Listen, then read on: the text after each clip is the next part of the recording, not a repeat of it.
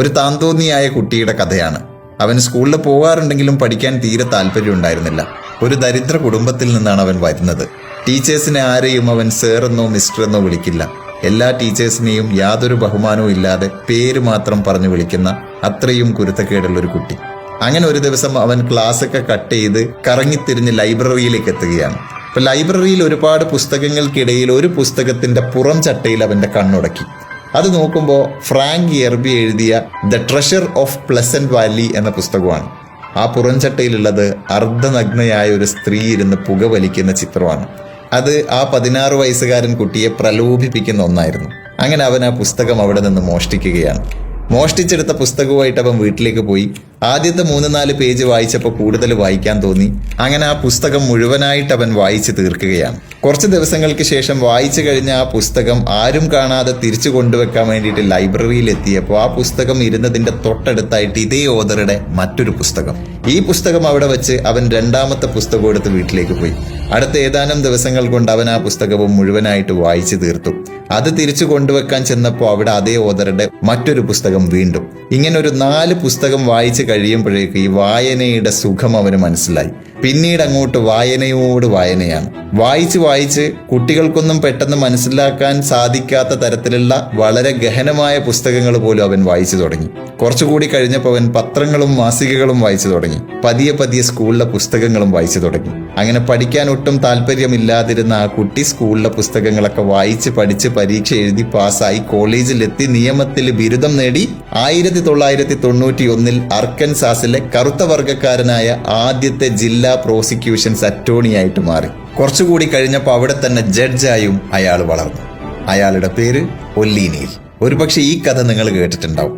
ഈ കഥയിൽ നമ്മുടെ ഒല്ലി നീലിന് വായനയോട് തോന്നിയ ഒരു ഭ്രമമുണ്ടല്ലോ, വീണ്ടും വായിക്കാൻ തോന്നിക്കൊണ്ടേയിരിക്കുന്ന ആ ഒരു മാനസികാവസ്ഥ. അത് തന്നെയല്ലേ യഥാർത്ഥത്തിൽ ലഹരി. ലഹരിയുടെ ഡെഫിനിഷൻ എടുത്ത് നോക്കണം. എന്തൊന്നാണോ നമ്മുടെ തലച്ചോറിനെ ഉത്തേജിപ്പിക്കുന്നത്, വീണ്ടും കാണാനും ഉപയോഗിക്കാനും തോന്നിക്കൊണ്ടേയിരിക്കുന്നത്, അതൊക്കെയും ലഹരിയാണ്.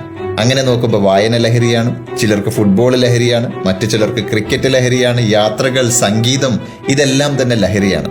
പക്ഷെ ഇതെല്ലാം വളരെ നാച്ചുറൽ ആയിട്ടുള്ള ലഹരികളാണ്. ഇങ്ങനെ നാച്ചുറൽ ആയിട്ടുള്ള ലഹരി ഒരാൾക്ക് കിട്ടാതെ വരുമ്പോഴല്ലേ സിന്തറ്റിക് ആയിട്ടുള്ള ലഹരി തേടി പോകാനുള്ള സാധ്യതയുള്ളത്. ചില തൈറോയിഡ് പേഷ്യൻസിനെയൊക്കെ കണ്ടിട്ടില്ലേ, അവരുടെ ശരീരത്തിലെ തൈറോയിഡ് ഗ്രന്ഥി ആവശ്യമായ ഹോർമോൺ ഉൽപ്പാദിപ്പിക്കാതെ വരുമ്പോൾ ശരീരത്തിന് ആവശ്യമായ തൈറോയിഡ് ഹോർമോൺ ഓരോ ദിവസവും സിന്തറ്റിക്കായി ഇങ്ങനെ ഗുളിക രൂപത്തിൽ അവർക്ക് കഴിക്കേണ്ടി വരും. അതുപോലെ തന്നെയാണ് ലഹരിയും. പക്ഷെ നാച്ചുറൽ അല്ലാത്ത എല്ലാത്തിനും ഒരു സൈഡ് എഫക്റ്റ് ഉണ്ട്. അതുപോലെ സിന്തറ്റിക്കായ ലഹരിക്കും വലിയ സൈഡ് എഫക്റ്റുകളുണ്ട്. അത് ഉപയോഗിക്കുന്നവരെ മാത്രമല്ല, അവന്റെ ബന്ധങ്ങളെയും കുടുംബങ്ങളെയും ഭാവിയെയും സ്വപ്നങ്ങളെയും ഒക്കെ നശിപ്പിക്കും. അപ്പോൾ ഓരോരുത്തർക്കും നാച്ചുറൽ ആയിട്ടുള്ള ഓരോരോ ലഹരികൾ ഉണ്ടാവണം. അങ്ങനെയാണെങ്കിൽ അവനവന് യോജിച്ച ലഹരി കണ്ടെത്താനുള്ള ഉത്തരവാദിത്വം ആർക്കാണ്? അവനവന് തന്നെയാണോ? ഒരിക്കലുമല്ല. അവിടെയാണ് നമ്മൾ ഒല്ലി നീലിന്റെ കഥയുടെ ബാക്കി കേൾക്കേണ്ടത്. ഒരുപാട് വർഷങ്ങൾക്ക് ശേഷം ചെറുപ്പത്തിൽ ഒല്ലി നീൽ പഠിച്ച സ്കൂളിന്റെ പൂർവ്വ വിദ്യാർത്ഥി സംഗമം നടക്കുകയാണ്. ആ സംഗമത്തിൽ സ്കൂളിൽ പഠിക്കുമ്പോൾ ഒല്ലി നീൽ പലതവണ കരയിപ്പിച്ചിട്ടുള്ള ഗ്രാഡി ടീച്ചർ വന്നൊരു വെളിപ്പെടുത്തൽ നടത്തി. ഒല്ലി നീൽ ആകെ ഞെട്ടിത്തരിച്ചുപോയി. കാരണം ഒല്ലി നീൽ ഏറ്റവും ആദ്യമായിട്ട് ആ ലൈബ്രറിയിൽ നിന്ന് ഒരു പുസ്തകം മോഷ്ടിക്കുന്നത് നേരിട്ട് കണ്ടൊരാളാണ് ഗ്രാഡി ടീച്ചർ.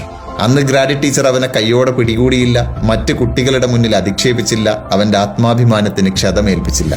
പകരം അവൻ എടുത്തുകൊണ്ടുപോയ പുസ്തകം ഏതാണെന്ന് അന്വേഷിച്ചു. അത് ഫ്രാങ്ക് എർബിയുടെ പുസ്തകമാണെന്ന് മനസ്സിലാക്കിയ ടീച്ചർ തൊട്ടടുത്ത ദിവസം അവന് വേണ്ടി അതേ ഓതറുടെ മറ്റൊരു പുസ്തകം അവിടെ കൊണ്ടുവച്ചു.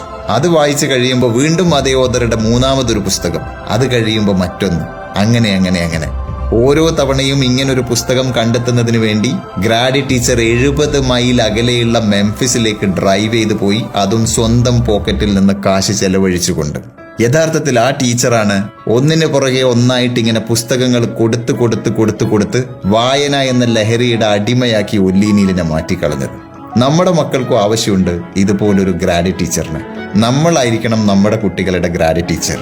ലഹരി ഉപയോഗിക്കുന്ന ആൾക്കാർ തമ്മിൽ ഇങ്ങനെ റെക്കമെൻഡ് ചെയ്യുമത്രേ, ഇങ്ങനൊരു സംഗതിയുണ്ട്, ഇതൊന്ന് ഉപയോഗിച്ച് നോക്കൂന്ന്. അവരോട് എനിക്ക് പറയാനുള്ളത്, നിങ്ങൾ ഇതൊന്ന് ഉപയോഗിച്ച് നോക്കൂ. ജീവിതമാകുന്ന ഈ ലഹരി ഉപയോഗിച്ച് നോക്കാത്തത് കൊണ്ടാണ്, ഒരുപക്ഷെ അതിന്റെ രുചി യഥാർത്ഥത്തിൽ അറിയാത്തത് കൊണ്ടാണ് നിങ്ങൾ ഇങ്ങനെ സിന്തറ്റിക്കായ ലഹരി തേടി പോകുന്നത്. And trust me, life is more intoxicated than drugs. വല്ലാത്തൊരു മയക്കുമരുന്നാണ് ജീവിതം. Super hits red FM. കേൾക്കൂ കേൾക്കൂ കേട്ടുകൊണ്ടേയിരിക്കൂ.